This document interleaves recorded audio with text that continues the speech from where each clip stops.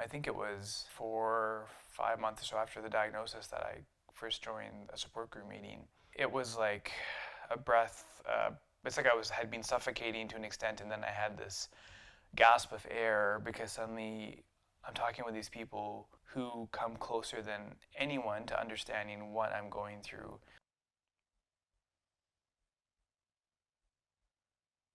Carolyn was my wife. We met and got together about 8 years ago now. She had a really beautiful mind. Not only was she a really kind, compassionate person, she was really able to see the best in people. She was so open, even though she was fiercely intelligent, very quick. She would always be like 2 steps ahead of me.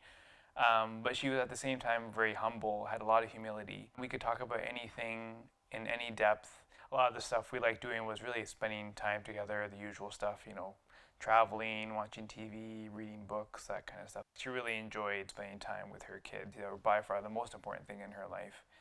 I think there were signs earlier that I didn't pick up on because I attributed them to things like depression, sleeping more, kind of being more tired, having a little bit more difficulty making decisions. I was having to help her a lot more when trying to do complex things like cooking and cleaning the house and planning for grocery shopping or trips and stuff. Communication between us was the best part of our relationship. And just like any couple, we'd have disagreements and stuff. But instead of talking about it, sometimes she would just turn around and walk away. And I'd be like, babes, what's going on? We need to talk. You can't just stop. Like, we need to talk about this. And she would literally just turn around, walk away, go lay in bed. No matter what I did, she would just not respond sometimes. And she wasn't getting emotional. She wasn't getting angry or anything. She just kind of stopped. She was 44. She was doing more odd behaviors, having more difficulty talking, eating a lot, to the point where she was even kind of holding food in her mouth. And so just a few odd behaviors that didn't fit with what I thought was consistent with depression. And so when I started Googling stuff, as people often do, one thing that kept coming up with talking about sweet food, lots of eating, was frontal temporal dementia. And I was freaking out. I was like, oh my God, this is a real, like what? I was just like, suddenly it was like, is this real?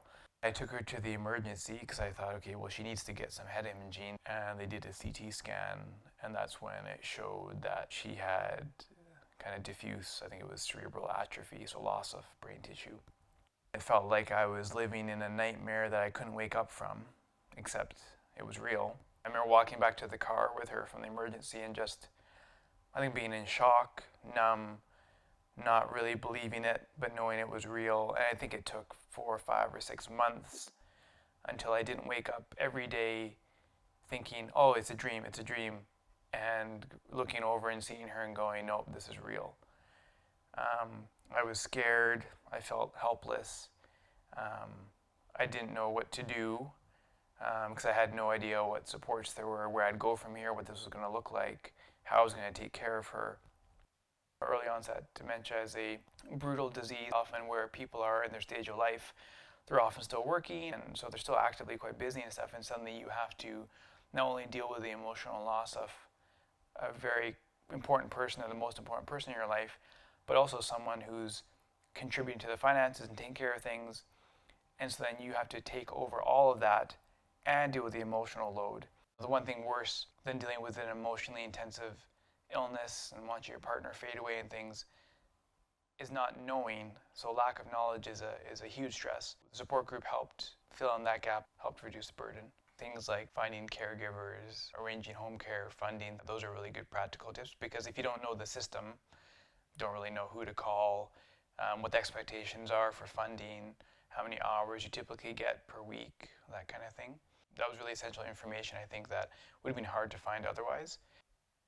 Caring for Carolyn changed, I guess, relatively rapidly over time. She lost her speech relatively quickly, so she was unable to communicate. Essentially, like, yeah, this person almost becomes like a child, and worse so in terms of helping them eat and clothe and clean and stuff. And so that, just getting used to that was hard. The person that I had fallen in love with was gone. She was there physically, but the cells in her brain, the areas of her brain that made her Carolyn, was gone. I fell out of love with her as kind of a spouse and romantic partner and stuff. But then I learned to love her kind of more like you love a child in a way, because she needed me to take care of her and stuff. So that shift was hard. For a few months, I didn't see a future. I didn't have hope. I didn't see the reason of continuing living without Carolyn. She was my life. My future was with her. She was the most important person in my life. When you're in a situation where you may not see a future, you don't know what your purpose in life is left, you don't feel like waking up in the morning, you don't feel like doing this anymore, and you really need, for your sake and for your partner's sake, you really need to have a reason to keep going. The spousal support group provided that, and then some. Social connection as a human is by far the most important thing. Having social connection to people who can understand where you're coming from is probably the most critical type. Just that camaraderie and support, and making some jokes or dark jokes and laughing about things, and knowing that we're all in this together, and that you can always reach out and talk to someone when things are down. They also validated the fact that these kind of thoughts are normal.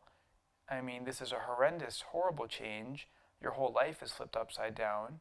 The risk for caregiver burnout is real. You're just thinking about the other person and you don't see what's happening to yourself. The emphasis from the support group about you need to take care of yourself, you need to protect yourself.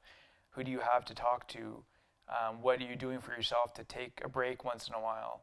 Who else can take care of her while you go for a walk or something, or whatever else you do for stress relief? It was affirming the feelings and the struggles going on, but at the same time being very realistic that this is dangerous. I liked having her here. Obviously, I couldn't have done it without hiring caregivers. I came home every day and I could spend time with her boys when they were here, could spend time with her. So there wasn't any limitation in terms of when we could see her. Her boys, at the time of the diagnosis, they were 11 and 14, so pretty young. They were a big source of strength for me because I knew I had to stay healthy and keep going for them. I did tell them as best as I could explain it, and so they, I think, understood early on, as horrible a thought as it was, that they were going to lose their mom. We didn't know what the time frame was in terms of when she was going to pass away, but that she was going to pass away when they were still young, likely before they were adults. And so they kept coming regularly, kind of on a week, but kind of every other weekend basis, and doing kind of a dinner once a week.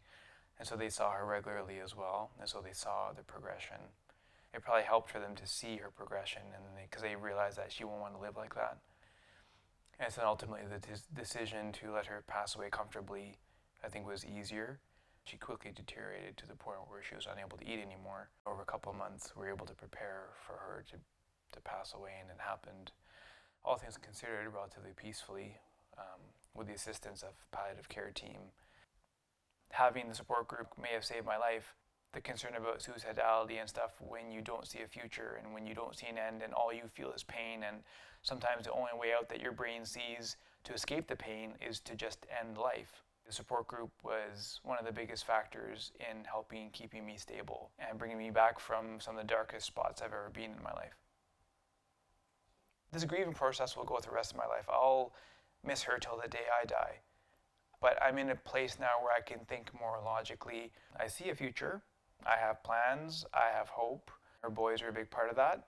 I think I've kind of reframed my perspective and have new goals in life.